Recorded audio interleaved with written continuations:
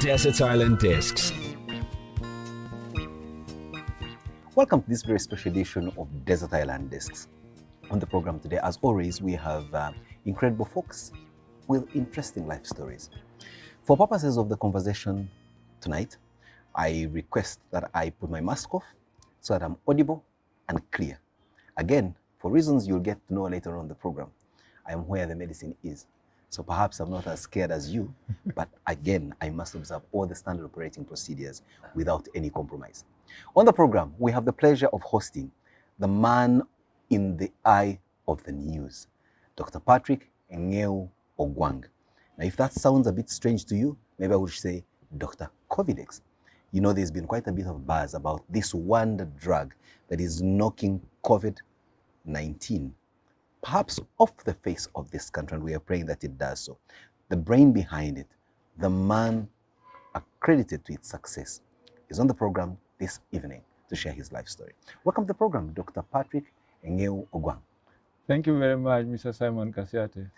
Well, it's a pleasure to have you on the program, but most importantly, it's just to meet a very humble man, a far cry from the huge name that you've created for yourself, if for nothing else, in the last couple of weeks.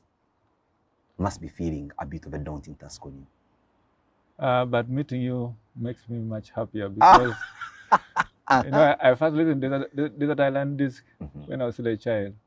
I think it used to be run by William Pike. Yes, many years And ago. I remember listening to Salim Saleh. Yes. And I really admired. I don't know that today God will give me a chance to also listen, to be in the Desert Island Disc. What you have been doing over the years has earned you the slot to be down here. Yeah, thank you.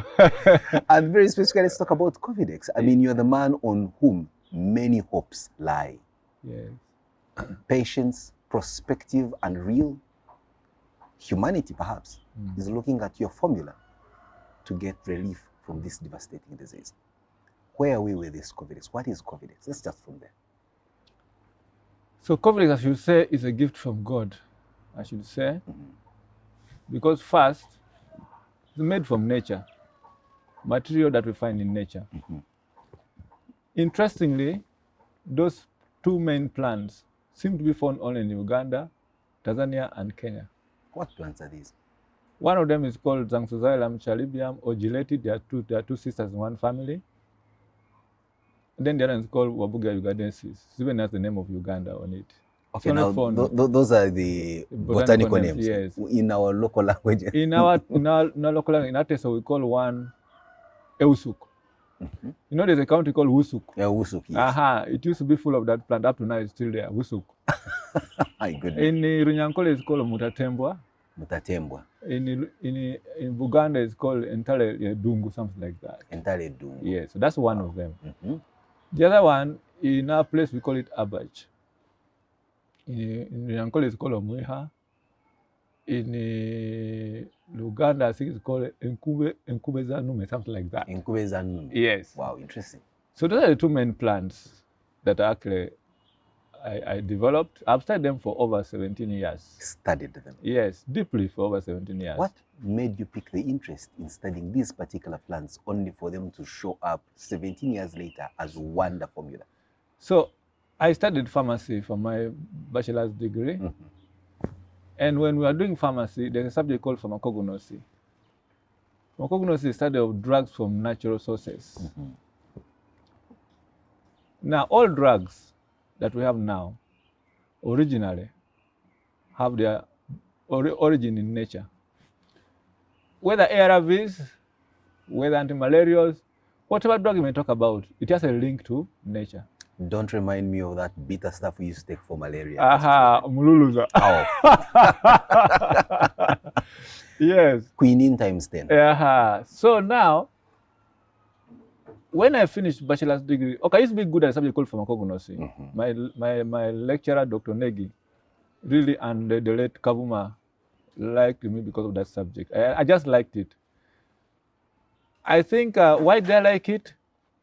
Growing up with my mother, single parent, she always had those herbs.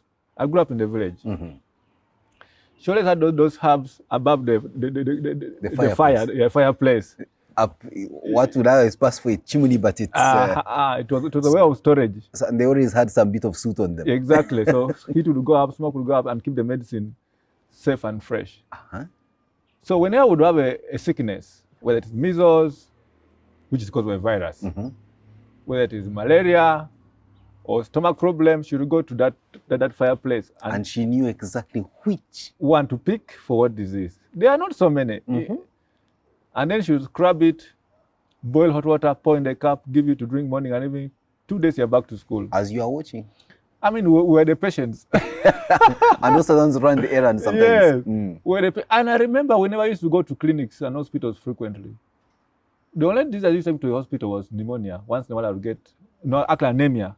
I think I would have less blood, then I would have problem breathing, some pain in my chest, in the lungs. That's the only thing that would take me to hospital. But other diseases, malaria, cough, whatever it was, diarrhea, man would put us from home. Were you ever vaccinated against the so-called 6 killer diseases? Definitely, because it was mandatory. Okay. But I remember when I was young, they were vaccinating people. I think I was about maybe 5 years, or I tried to run away from vaccination. Yourself? Yeah. And I remember the whole village chasing me to catch me to vaccination. So they caught me and brought me, and I was given, I think it was TB vaccination. So that's the event I remember when I was young. The one that leaves an indelible mark on you. Yes, but I tried to run as a young boy. And the entire village chased me and caught me. Why were you running? The fear of the prick, or the fact that you trusted that you had enough immunity? No, I think I was just fearing the prick when I was young. So definitely I had to go through vaccination. Vaccination is good because it protects us from many diseases. Right over there. Let's go back to your interest in these particular 2 plants. Yes. You were talking about how you studied them for 17 years, but there must have been that one thing that triggered you to them. Okay. Or were you studying them among so many? A good question. So I was working at natural chemotherapeutics. Now, I was saying that we studied them at school, but the problem with the school was that we were learning European medicines, European plants. So when you come out of the pharmacy school, you cannot apply. But when I was doing my master's, I joined the Natural Chemotherapeutics Research One Day led by Dr. Nambatia. I think you must have heard about her. She's a popular person. Yes. So I went to her one time. I'm like, Dr. Nambatia, I like research in natural medicines. Can I get an opportunity to work here? I just wanted to volunteer. She was like, it's okay. We shall soon be recruiting people. President Museveni has given an order for us to recruit scientists. So then when they advertised, I applied, and I went on merit. Wow. And when I went there, I began interacting with the herbalists, Ugandan herbalists. I began interacting with the herbalists or witch doctors? You know, sometimes you don't know where the line starts and stops. Yeah, I think, you see, a witch doctor is someone who uses nature to cause harm to people. For them it's harm. Yeah, for them they cause harm. But what about those who claim to give riches? Is that harm also? Or along the way there is harm, there is sacrifice? I think the power to do it has the harm behind it. So the others use nature to do harm? Yes. Herbalists? Herbalists are those who use herbs or nature to improve somebody's life. Wow. And let me tell you, even the current pharmacists and medical doctors were herbalists before. You read the history of medicine. Hippocrates, all those people, they use herbs. So they're also herbalists anyway. A man like Ian Fleming. Was it Ian Fleming or Alexander, the guy of penicillin? Yes, they're all using nature by then. Yeah. So when I went to natural chemotherapy, that's when I began interacting with Ugandan plants. That's when it began making sense to me. I could now recall, oh, this Ewusuk, oh, this Abach, oh, this plant. Then I could recollect how we were using it when we were young. So working that place gave me the applicability of the class knowledge into Ugandan practical situation. So now, how did I begin to research on these 2 plants? Now, one of my half-brothers has a child who is a sickle cell person. Oh dear. So he used to do very badly when he was young. So I said, why can't I look for something to help this boy, this son of mine? So I began researching on that plant, Ewusuk, the entire Edungu, exactly, to help this boy. So when I read about it, one memory got, I read a paper by Nigerians that a similar plant in Nigeria is used to treat sickle cell. So I began studying it to look at safety, to look at the compounds in it, and I published papers on it. Then I made a formula for this young man to help him with the sickle cell. It doesn't cure, but this boy now is coming 30 years. 30 years? Yes. They don't normally make it past their teenager. Yes, it's coming 30 years. Without any other intervention? No. Except you are... Exactly. And that medicine, that formula, I call it Jenna SM. But most of my people I call them Jenna because my mom was called Jenna. Well, that's where that comes from. Yes. You'll be telling us more. Yeah. But, So I made this formula for this boy, and he stopped getting painful crises, swelling of the joints. The joints, yes. Now he has lived. He's not cured, but he's alive, and he's coping with life. So from there, people got to know that I had this medicine. So many children in Uganda, they are living because of these hands of mine. Wow. Many, very many actually. So it started from there, yes, as a compound that could help with sickle cell anemia. Yes. And now, how then does it metamorphose in your... Okay. So COVID? Yeah, so then, plants have several compounds in them. True. One plant can have over 200 compounds. They do different things. What's important, how you extract them and how you organize them to handle a particular disease. You get it, eh? So I discovered that also the same plant has compounds that kill malaria parasites. Really? The same plant has compounds that kill viruses. Wow. So now how did it come to COVIDEX or COVID? Knowing that this plant has antiviral properties, which in the village used for measles, and even certain coughs is also used for COVID. Most of the cough sometimes is viral, not bacterial. At the early stage, it is viral, most of the viruses, herpes and so on. So knowing that this plant has effects against viruses, so I thought that this thing, since also COVID is a virus, the two could be linked. Now, one of my friends, a professor in the university, I'm the one who invited him to come to Bara University. When I met him in Uganda here, we had a chat with him. I'm like, you know what? Come and help us to begin a new program. A Ugandan? Yes, it's an American. Oh, an American. But he had to come. He had to leave everything and come to Bara University. Wow. To help us begin a new program called clinical pharmacy. He came without pay. And then one time he came for burial of my uncle. And then on the way, shared a car with somebody who had COVID. And then he got COVID.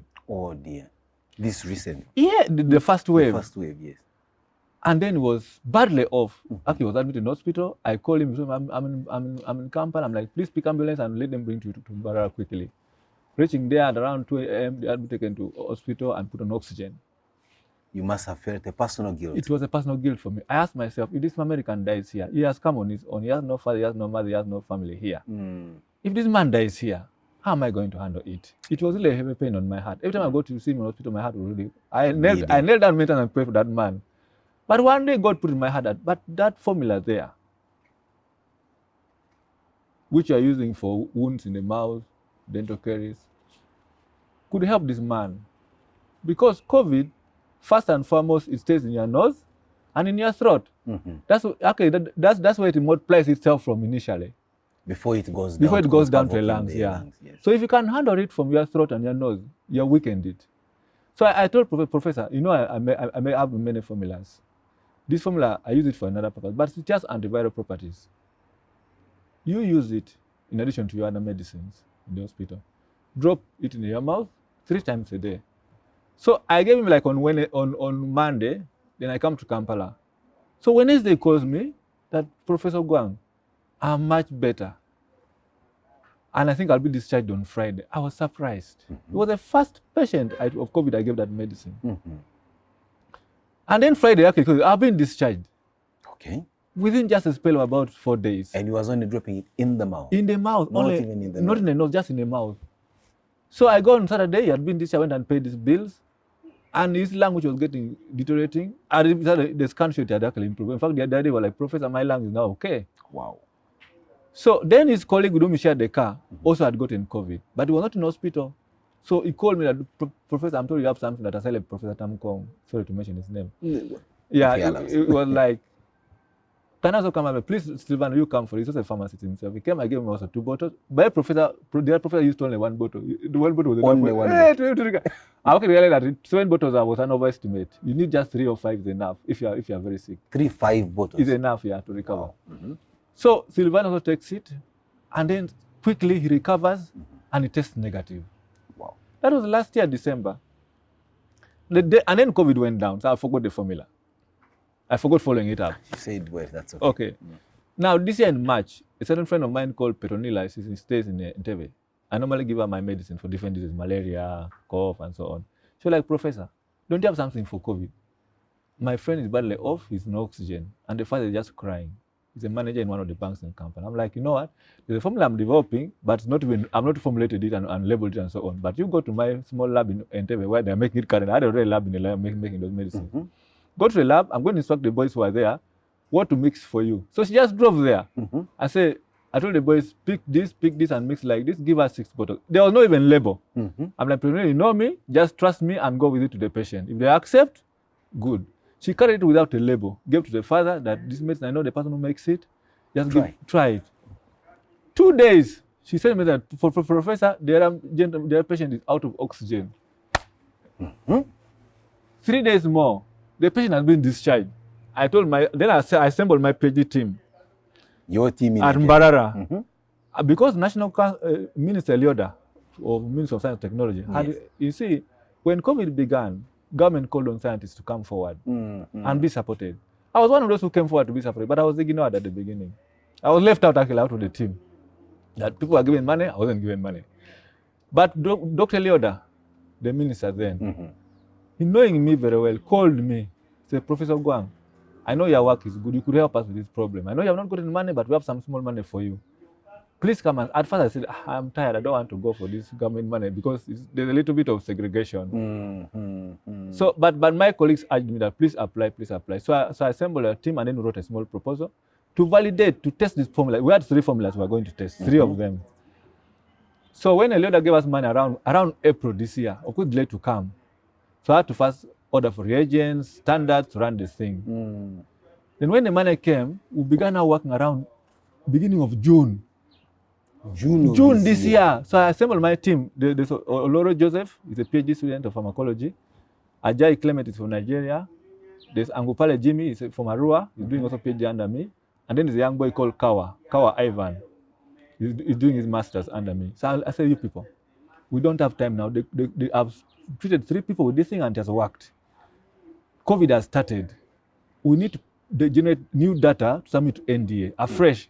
So in 2 weeks, we had to begin collecting all the data on the phytochemistry, on the chemistry, on the pharmacology, on the safety, all those things in 2 weeks. I pushed the students to work day and night, but they are smart students. Of course. Very just smart. Like their teacher. Very, very smart. So quickly, we put the data together. Now, time was running out. Now, then, I think within that time, my cousin in Omongole called Andrew Biao sent me up the message on my phone, said, like, Professor, we are dying. Me, my wife, and my daughter, we are all down with the COVID. I said, what is it? So I called my cousin, and I was busy in the lab. So the day went without me sending them medicine. They fully were like, Patrick, if you don't raise us, we're going to die. Then Sarah, so the lady called Sarah, she called me herself, the wife, said, Doctor, help us, we are going to die. And she could not even say, I'm even on oxygen, I can't even talk. I almost cried. So a cousin called me, please, doctor, help Sarah if you have something, they are going to die. So they called the cousin. I said, please go to Entebbe quickly. By then we started producing for lab testing. Go to Entebbe, there are some samples there. We are testing the lab. Take for Andrew 15 bottles. Let Sarah have 3, the digital and him 3. The following day, Andrew posted me a message saying that, Professor, I'm out of danger, I think. Just after 24 hours. What? I feared to call the wife because I knew the wife was on oxygen. I'm like, I don't want to call Sarah, she's dying. So I called Sarah after 2 days. I was shocked. The lady who had no energy, the lady who was talking while crying with the voice of a dying person, was thanking God and thanking me and having life inside her. Oh my goodness. I said, Lord, these are now 6. I told myself, no one thing, now this is 6 people we have treated. Move quickly, look for this compound, run this toxicity study, run this phytochemical analysis. So I formed 3 teams and these people worked. So I wrote to NDA, I sent NDA email that we are working on something quickly. As soon as I finish collecting data, I'll send for information so you can have it notified or registered. Then I think it was on a Friday or Saturday the other week. There's a forum for ITESO, Professional Education Forum.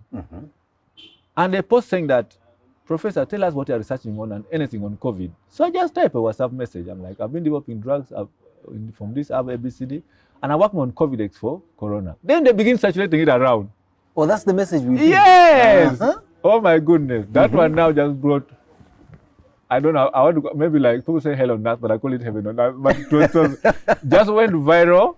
And then somebody posted the bottle. I think one of the patients I treated posted the bottle. Now it became problems for me. People began calling me, I'm dying of COVID, I'm doing what? I said, but we're not submitted to NDA yet. But people are dying. Then I said, what do we do now? So somehow I organized my team. I told my team what to do. Let us, I'm already producing this thing from Kampala, but the demand is going to overwhelm Kampala. Let us open another production line in a university. I show you how to produce it so that we can have two production areas. But somehow it was not accepted. By who? Let me just leave it like that. Okay. So I told my team, no one thing. They have stopped us from producing this product from here. Let me head to Kampala and strengthen the production line in Kampala, because I cannot see Ugandans die like this. So I jumped on my pickup. On Saturday, I drove to Kampala and I came. I just told my friend, no one thing. Let's just switch on the increased production. So we began now producing. That very Saturday, I got a call from NDA. Professor, we want to meet you on Monday. I said, now, I know NDA. They're going to close me down immediately. They're going to close my factory because I'm not informed about this product. Yet everyone is talking about it. People are talking about it, helping people. So I had a friend. So Sunday morning, I was actually crying. I cried tears. I was crying, not because I don't want my factory to be closed. I was crying because people are going to die. Yet I could have saved them. I said, when NDA closed the factory, people are going. The good thing, that I think Friday, a friend of mine whose child was down with COVID, and another friend of ours was down with COVID, also took it. And the child got better within a few days. Wow. Even the other person was in ICU in Zambia. I think Zambia was improving. So I called her and I'm like, no one thing, my friend. On Monday, tomorrow, COVID will be normal. She's like, what, Patrick? I'm like, India is going to close us. She said, no, Patrick, this cannot happen. I was crying tears. Who were you telling? My friend, let me not mention her name. Okay. I was crying tears. Tears, an old man like me crying tears. She was like, Patrick, no. Let me see what I can do. In 2 hours, the president of Uganda was calling me. The president of Uganda? Yes. Was on the phone? H.E. YK7 was calling. So you saw a call? I saw a call with 888, several eights ending. I don't know. You just picked? I just picked. And the voice said, we are from the switchboard of the president. Hold on. They want to talk to you. You first knelt down. I said, God, you are good. So he talks to me. You know, he's an intelligent man, very experienced. He asked me so many questions. Have you ever spoken to him in your life? No, the first time, just like desert analyst is the first time desert analyst because of COVIDEX. But had you ever met him? I met the president. Personally, yes, like you are meeting me here. No, when I was in S5 in St. Mary's College, Kisubi. You know, his son was also in Kisubi, Mohozi. And just to give you a bit of comfort. Yes. I was there. Okay, wow, you must have come after me. Many years. Okay. So I used to be with Mohozi in the same hall called Mugwanya House. So it was in S5. Not a good house. It should have been Lodell. No, Mugwanya is the best. We'll have that quarrel when the cameras go off. So it was in S6, I was in S5. And we're in the same long room. Yes. Yeah. So I know the Mugwanya HSC block. And you know, surprisingly, I took like 2 weeks to know that I was sleeping in the same room with the president's son. You're kidding me. Was he that discreet? Or you were that busy reading? No, I'm just a funny person. I get lost in my own things. That's me have that problem. When I focus on something, I don't know what's taking place in the environment. I can be in an office, I don't know that someone is pregnant. I don't know. What? Yeah, that's me. I'm just on my... when I focus on something, I forget everything. I'm just on this thing. I have a feeling you don't know what people are saying about COVIDEX. I don't know because I've not watched TV for a long time. My WhatsApp is... So I don't know what people are saying exactly. WhatsApp is off. I just have a few messages. But help me. So one day, I had someone with a kaboot. Okay, this raincoat, and I'm shoes moving outside the dormitory. Around 2 a.m. So I woke up my friend Gabriel. Konya's reached here. I'm like, you know what? Konya's reached here because by then Konya was still tapping the door. I think Konya's reached here. I'm like, what? I'm like, there are soldiers moving outside our dormitory. But like, no, they're guarding the president. And I'm like, you mean the president has been listening to me? I'm like, yes, you mean don't. I'm like, I don't know. After like 2 weeks. My goodness. Yeah. So anyway. That's the only time you ever met the president? In senior? No. No. The son was in our room at that time. So when I met him, he had come for, I think it was PTA, okay, parents and teachers there. So I was one of the, I was one of the people who designed a very good experiment in physics. I did an experiment to generate electricity from oranges. You're a strange man. Yeah.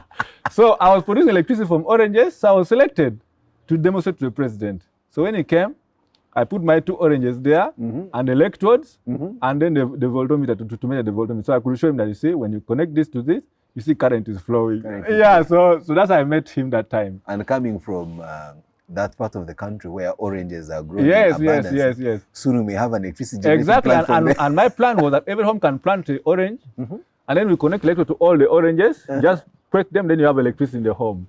But now I'm no longer in physics and now you're saving lives. I'm now into medicine. Let's go to the telephone of the president. And our listeners and viewers, you'll forgive us. This is a conversation where interrupting it with asking for a song to be played may not be quite a good idea. So let's proceed with this COVIDEX story.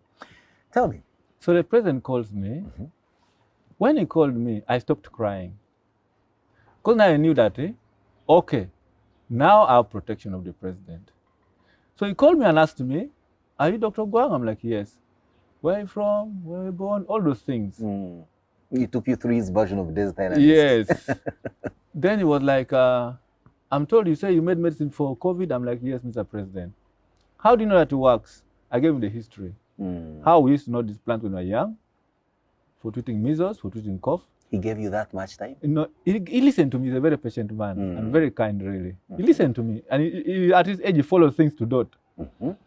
I told him how we used to do when we were young, how I've been studying it for over 17 years in the lab, safety, active against malaria and other diseases, and how I'd made a formula for some disease. But last year, when COVID came to, my friends fell sick, I gave them and they recovered. This year in May, a friend called me, someone was badly off, I gave and he's recovered. Even just 2 days, 4 days ago, my own cousin and his wife and daughter were down totally.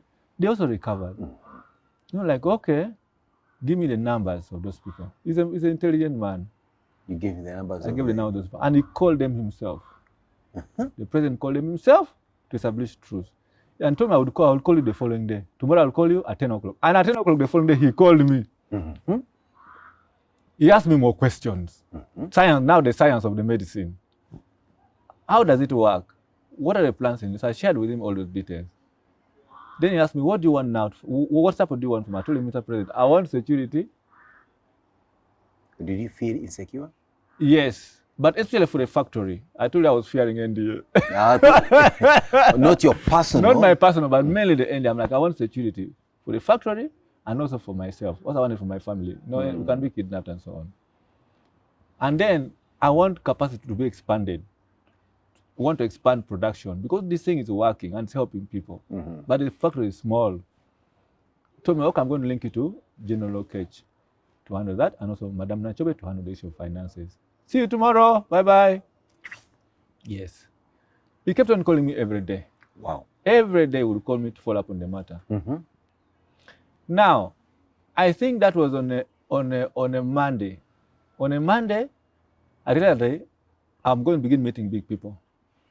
So I'm like, let me go and do a COVID test myself. So I went with my wife in the morning and did a COVID test. But I got the results the following day. But by evening, I was getting weak. You know, I'd been taking that medicine for prevention. I would just take once a day, I thought I would forget. Then by evening, I started feeling weak, a lot of saliva in my mouth, I was getting tired, I got no smell for food. So I'm like, this might be also what? COVID. So my wife was like, so on Monday, I said, let me switch on to begin now treatment dose. That same Monday? Yes. Was it the same Monday you submit NDA? Yes, NDA. So I'm like, let me begin treatment dose now because this could be, I wait for results. So my wife was like, now doctor, professor, you must take modern medicine. I'm like, I'm not going to take modern medicine. I'm going to take the COVIDEX. Let it show me to prove that what? It works. So when the results came on Tuesday, we confirmed that I had gotten the COVID. So I put myself on a dose of COVIDEX, vitamin C, and antibiotics. That's all I used. So when then naturally called me on Tuesday, I'm like, you know what? I cannot meet you. Why? I'm unwell also. This virus attacked me. So like, then Professor, first use your medicine to cure yourself. I'm like, yes, I'm using my medicine. Let me first cure me.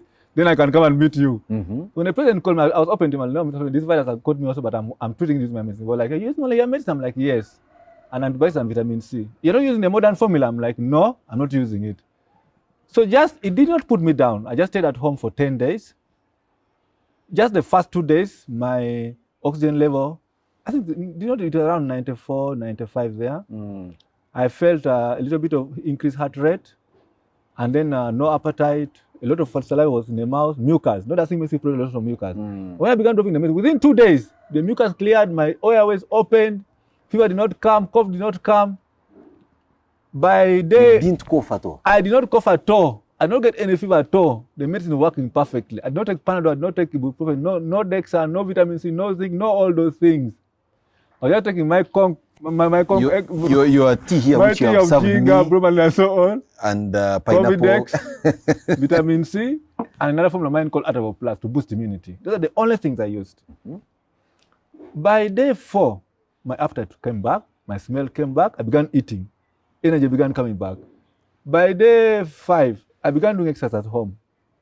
Walking, the secretaries were seeing me walking around. Day 6, I was playing football from here with our people. Day 7, I could even jog around. Wow. I went and tested on day 10 and I was negative. Incredible. So the president called me. Said, he kept on following me every day. I'm like, I'm going to test on the day 10, then I'll let you know the results. When he called me, he said, did you go to test? I'm like, yes. And what are the results? I said, I'm now negative. He was so happy. My goodness. So happy. He said, you used our medicine? I'm like, yes. I never used the ivermectin, all those drugs they recommend. I only used he calls medicine from Kumam. He said medicine from Kumam. And that's what I use, plus vitamin C, and it means that the drugs that I use, we can make them locally here. The president was very happy. Very, very happy. I also felt very happy in my heart. So at least it had treated you, myself, not any other person as a guinea pig. You were the guinea pig. You see, when you fight a disease, it also fights you. The first person who won the world about COVID-19, a Chinese doctor, Li Wenliang, I think, called Li. Died from it. He died from it. It killed him. Many people have developed medicine for who have fought diseases have been killed by the same disease. Yes, so it had come also to kill me. But COVIDEX knocks it out. COVIDEX knocked out. I know I'm an old man now. I'm 48 years, 47, wow. 48.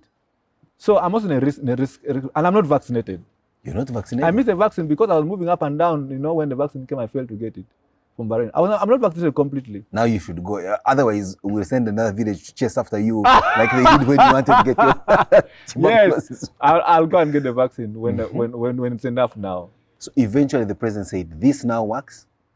He did not say that, but when he confirmed when I treated myself, we were like, no, quickly go and link up with the Nachobe so they can give you money to expand. But up now I'm still waiting anyway. Okay. But we have tried to expand production. So then, of course, now I meet NDA. One of them was so tough on me, but they know me because I was the president of pharmacists in Uganda for the last 4 years. Okay. President of pharmaceutical society in Uganda. And while I was there, I actually initiated the production of sanitizers by PSU to fight COVID. Quality sanitizers. Even in Bara, we had begun last year because I wanted to contribute to this disease. So we began by producing sanitizers. You see, sanitizers are going to become so expensive. So we set up a production line in Bara University to supply the West at a low cost, and then also PSU to supply Kampala and another region. And we managed to contribute to bring the prices down of sanitizers. So NDA people now, they know me. And I've developed some medicine, many medicines before the which I have approved. But the professor, the mistake you have made is not to bring your documents to us. I said, but I was running against time. You know, it was life fast. It was life now. You see, it reminds me of the Bible, Numbers chapter 16, I think from verses 46 to 50. When the plague began killing people, Moses told Aaron, put incense in the thing and put fire, put it and run. And when Moses ran, he stood between the plague and the people, and then the plague stopped. But around 40,000 already died. So COVIDEX was like in my hand. God said, run with it. Go to the middle of the Go to the middle of the plague and let people begin using it. So I told India it was not intentional. I'm a professional. I know the law. But this is like a time of life and death. I was going to, if I bring everything to you, it was going to take another 3 months to review, because there's some problem at the moment that have taken 3 months, 6 months, they already give me results. But somehow when I posted on WhatsApp, it became viral, people began demanding, so NDA could work faster. So then they asked me, so that video I submitted data to them. They asked for more data, submitted for them 10 more files. My team already generated a lot of data from Bara University in those 21 days now. I gave them all the data they required, more than they required actually for approval. Yeah, for approval. The following day, they sat and what? And approved it. They even went and checked the factory. They inspected the factory again the second time. They are very strict this time because they wanted to be sure. They want to be sure. So they didn't even tell me. They just went there, said, Patrick, was your factory? We'll come to inspection. I said, okay, go ahead. They checked all the files, every details, and they gave us a go ahead. So that is the story of COVIDEX. A very interesting story, Patrick. But it's a story that comes from a point of empathy on your part and a story of understanding the need to save a life before we go into the legalese and the red tape. I mean, I'd take a risk. Risk of going to prison. Risk of being deflocked from all the accolades you have won over the years. But save people. And one thing I did was that I said I want this drug to be as cheap as possible. That's what I was coming to, that we have seen instances in the last month where the little bottle of yours, how many milligrams is it? 20 mils. 20 mils is going for a whooping 50,000 plus. But I really feel terrible for our country. There are people who don't have hearts for humanity. In the factory, we began with 3,000. Right now, it's only 5,000. Shillings. 5,000 shillings. Even up to now, 5,000. I've resisted someone sales at 15,000, 20,000, 50, to 100. In Bara, they sold someone at 160,000. We sell at factory at 5,000 to pharmacies. 5,000. So we expect them to sell at most 7 or 10 maximum. Why should someone sell that more than 10,000 when you get at 5,000? Honestly speaking, that's greed. And up now, I still emphasize that let people get at most at 10,000. There's another worry. The price is not actually the biggest challenge. Counterfeit. Yes, right now that's the biggest challenge. But one is that we are emphasizing buy from a pharmacy or a NDA licensed outlet. Why? Because we supply pharmacies. Pharmacies cannot buy medicine hawked by people. Now, when you allow hawking, then then faking will come in. But when it's bought through licensed official places, those people cannot take in hawked medicine because they must keep records. If something goes wrong, you go back, you give me copy and it did not work. So you'll blame that pharmacy. But also NDA, every day they're moving around pharmacies, picking samples, carrying out surveillance, and they keep informing me, Professor, I found this change of labels. Are you aware of it? I'm like, yes, we are changing because of the regulation aspect. So like the first label, we had to change because NDA advised us to change. Okay. Since we've not done full clinical trials, it told us now, first do the clinical trial, we can put in the aspect of COVID. So we had to keep changing the level to meet their demand and their requirements. So, but they keep surveillance to check in pharmacies, drug shops.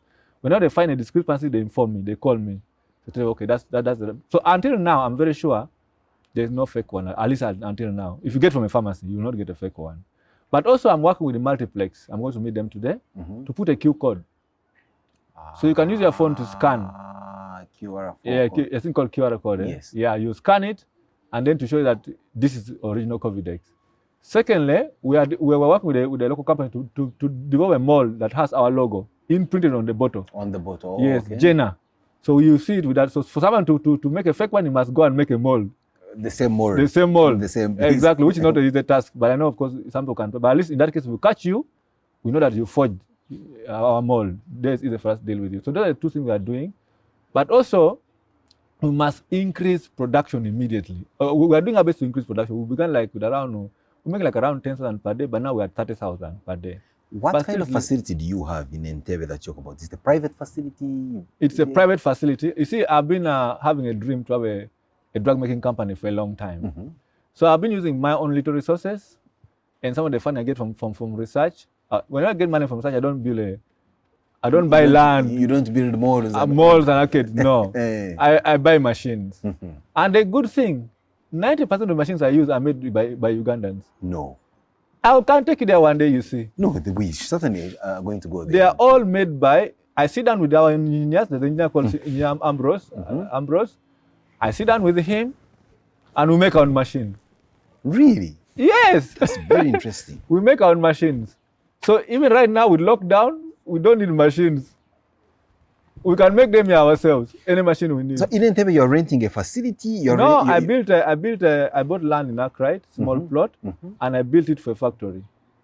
Here in Kakungulu. Kakungulu, not yet finished. You're even saying Entebbe, it's not even in there. Kakungulu, exactly. Near our schools. Yeah, exactly, near SMAC. So it's meant to be like a laboratory for doing research and making medicines. So the first floor is where we make it from. I designed it to be one-way floor as a factory.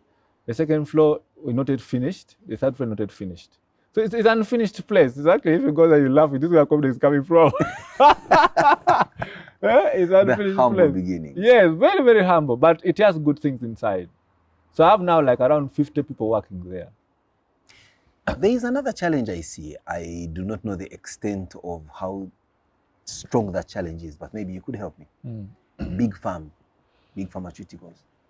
Yeah, you see. And of course, the hegemony in the world. Yeah. This is big business. Yeah, it's a very big business. And here you are coming to provide a solution. Yeah. At 10,000 Ugandan shillings, which is how many first dollars? First of all, number one, it is big business, but also something that defeated them and killed them a lot. You know how Europeans died, even Americans. So who are you to say that you have a cure for it? Who are you to say that you have something that can help people for it? Of course, they're going to come with all their big guns. Yeah. But the good thing, everything we use in COVIDEX, we make it locally. Everything from A to Z, including, I don't know why they import the bottles from anywhere, but at least I know if they import maybe from Kenya. But the medicine itself, it's made only everything in it. There is nothing we import. Everything is locally made here. So they can't stop us from making it for ourselves. That's one thing. These plants, are you getting seedlings of them to ensure that maybe they are farmed or they are still growing wild? Now one of them, in fact, two of them are grown. Oh. Even I grew some. I have some grown some. But now, then the other one takes years to grow. It's the one we get from the forest.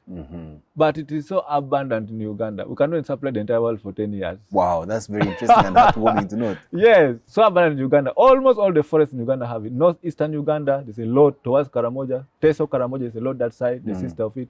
When you go southern, Budongo Forest, Mabira Forest, Kalinzi Forest. In fact, I was talking to Nema people because the president called Minister Beta Nyuar. Beta Nyuar linked me to the PS and then to the NFA boss. I met him. He gave me a letter, and also it's called Okelo now, Tom Okelo. Okura, I think, retired. So he gave me a letter, but also discussed with him availability of the plant. We're like, these plants are available in the forest. So whatever amount you need, we shall work with you to provide for the nation. Yeah, so the material is there. But also now we are beginning research on what we call tissue culture, tissue and cell culture. Now, with tissue and cell culture, you just need a small room like this to produce those compounds. You get the plant material, cells from the plant, and multiply them in a lab. Okay. So they produce the active compounds in a small lab. So that's what we are doing now. If it can be successful, then we cannot have to go to the forest. Start cutting trees and see with a truckload of wood only to extract milligrams of... But right now what we are doing, actually, one of them we use the leaves. Two of them actually leaves. The two plants are leaves. The third plant, we use the bark. So we harvest one side of the bark and leave the other side. You know the bark is like the skin. If you cut your skin, and you cover it, it grows again. It grows again. Yeah, yes. so we're not cutting the trees. You just debug them, then let it regenerate. Yeah, that's what I do. The story of COVIDEX is an interesting one. We came here to have a conversation with Dr. Ogwang about my life story, but we have spoken about the story of COVIDEX. And I think it's very important because we're in the middle of a devastating second wave whose magic bullet seems to be resting in your able hands. And we would never have replaced the amount of information you've shared with us like we have done today.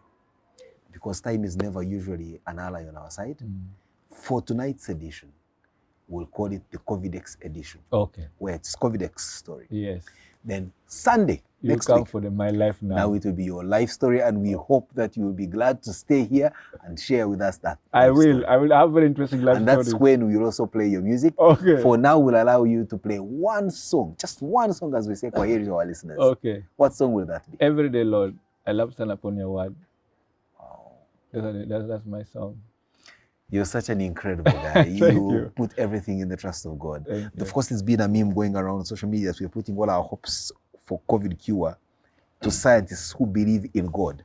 Yes. And many a times we are meant to believe that scientists don't believe in God. So when you find one like you who believes in God, then we get the comfort. That I must read be in the right something. hands. Scientists without God become devils. Wow. They use science To do cause wrong, harm. cause harm. So every scientist needs God in them. Great scientists were godly. Isaac Newton, Einstein, Albert Einstein. They knew God. Oh, that's incredible. And were guided by God to their discoveries. That's why we haven't had There's the a full voice flow that, of motion. there's a the voice that voice that told me that this formula could be good for COVID. Which voice was that? It was not my knowledge. I had knowledge of the material, but there's a voice that spoke to me that time when I was in the hospital. With your friend. And Whose said, voice was that? It's God's voice. as you've heard him, Dr. Patrick Engeu Ogwang, sharing the life story of COVIDEX, that wonder drug that is curing COVID. At least there hasn't been any failure whatsoever. We take a break for tonight. As he's promised, we return next Sunday with him sharing with us his life story, his own life story of 48 years. And what I know for sure, and I'm looking forward to listening, just like I'm sure many of you are, is the life that his mother imparted on him. That's why all his pharmaceutical work, the brand name is Jenna, the name of his mother. Have a wonderful time. God bless you. Same time, same place next Sunday with Dr. Ogwang's life story. Desert Island Discs. What's in your list? You give me life and I can't explain just how what you mean to me now. You save me, Lord. You're better. Desert Island Discs.